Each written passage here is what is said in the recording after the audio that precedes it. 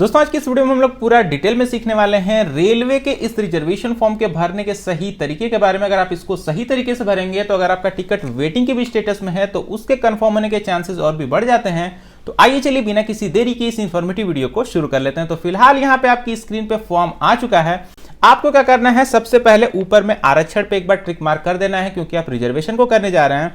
उसके बाद सबसे पहले ऑप्शन में अगर आप एक डॉक्टर हैं तो आपको बॉक्स में सही का निशान लगा देना है। यदि आप एक प्रेग्नेंट लेडी हैं तो आपको सेकंड बॉक्स में सही का निशान लगा देना है। तीसरा जो ऑप्शन है वो सीनियर सिटीजन के लिए है जिनकी एज 60 साल से अधिक होती है, तो वहां पे आपको बॉक्स में सही का निशान लगा देना है अगर आप एक सीनियर सिटीजन है तो।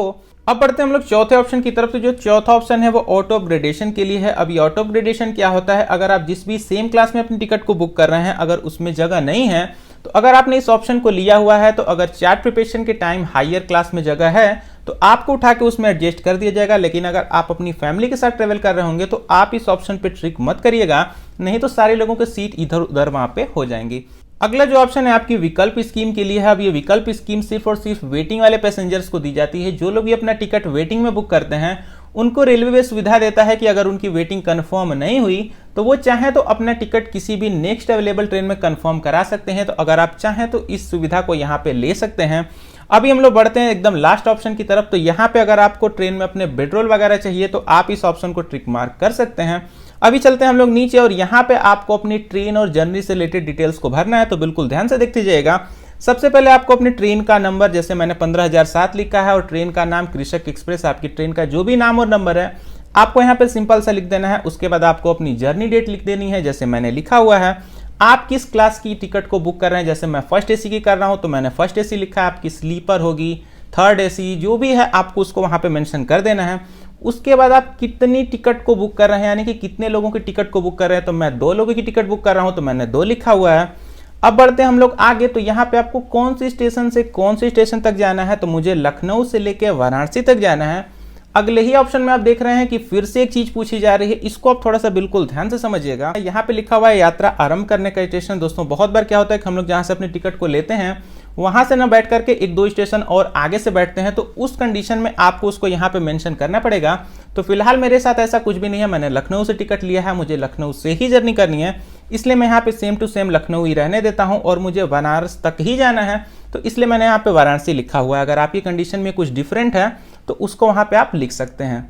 अभी बढ़ते हैं हम लोग आगे। तो आपको अपना मोबाइल नंबर दे देना है। मोबाइल नंबर बिल्कुल करेक्ट दीजिएगा क्योंकि जितने भी मैसेज वगैरह होंगे इसी नंबर पे आएंगे, तो इसको आप बिल्कुल ध्यान से यहाँ पे फिल करिएगा। अब बढ़ते हैं हम लोग नीचे। तो यहाँ पे आपको पैसेंजर्स की डिटेल्स फिल करनी है। तो सिंपल सा सबसे पहले आपको 1 और 2 मेंशन कर देना है। जितने भी पैसेंजर होंगे वहाँ पे आपको उनका क्रमांक लिख देना है। तो फर्स्ट एंड सेकंड मेरे 2 ही पैसेंजर हैं। उसके बाद आपको पैसेंजर का नाम लिखना है। नाम लिखते टाइम बस एक ही चीज़ का ध्यान देना है, नाम जो है वो 15 लेटर से ज़्यादा का नहीं होना चाहिए। और यहाँ पे देखिए जो मैंने पैसेंजर्स का नाम लिखा है, फॉर एग्जाम्पल के लिए मैंने लिखा है डोरेमोन और नोबिता। आपके पैसेंजर्स का जो भी नाम होगा आप वहाँ पे इसको लिख दीजिएगा। उसके बाद ये मेल है या फिर फीमेल उसको वहाँ पे आपको लिखना है। अगली लाइन में ही आपको उनकी एज को डिसाइड करके दिखा देना है कि उनकी एज कितनी है। अब बढ़ते हैं हम लोग अगले ऑप्शन की तरफ। तो यहाँ पे जो मैंने डैश लगाया हुआ है, यहाँ पे आपको 2 चीजें करनी है, बिल्कुल ध्यान से समझिएगा। अगर आपको कोई भी स्पेशल बर्थ की रिक्वायरमेंट हो, जैसे कि कुछ लोग को लोअर बर्थ चाहती है, तो उसको आप चाहें तो यहाँ पे लिख सकते हैं, चाहे तो 9 भी लिख सकते हैं। और इसके साथ ही अगर आपके साथ कोई बच्चा ट्रेवल कर रहा है जिसकी एज 5 साल से अधिक लेकिन 12 साल से कम है, तो आपको यहाँ पे NOS भी लिख देना है। इस चीज का आप मेक श्योर करके बिल्कुल ध्यान दीजिएगा।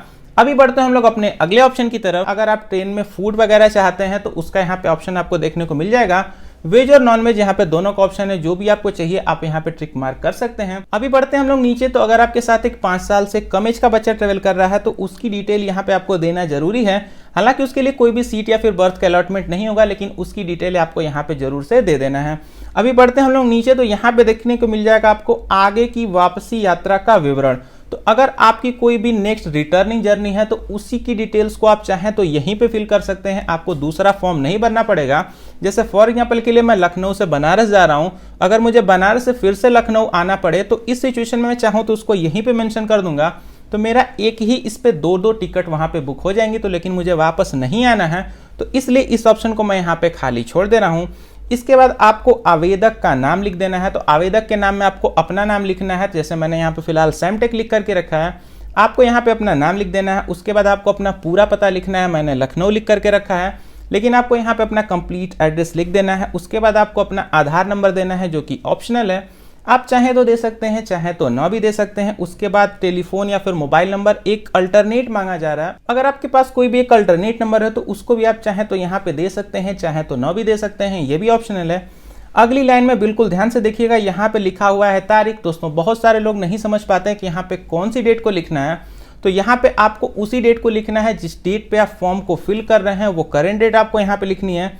साथ ही साथ आगे आपको टाइमिंग भी लिखनी है। टाइमिंग जिस टाइमिंग पे आप इस फॉर्म को रेलवे के काउंटर पे सबमिट करने जा रहे हैं, वो टाइमिंग आपको यहाँ पे लिख के मेंशन कर देनी है। इसके बाद आपको अपना सिग्नेचर करके इस फॉर्म को रेलवे के काउंटर पे लेके चले जाना है। यहाँ पे आपका फॉर्म हो चुका है भर के बिल्कुल कंप्लीट। अगर आपको वीडियो पसंद आई हो तो वीडियो को एक लाइक जरूर करिएगा, चैनल पर नए होगा तो सब्सक्राइब जरूर करके जाइएगा, क्योंकि मैं आपके लिए ऐसी नॉलेजेबल वीडियो लेके आता रहता हूँ। मैं मिलता हूँ आपसे अगली इन्फॉर्मेटिव वीडियो के साथ, तब तक अपना ख्याल रखिए। Take care and happy journey.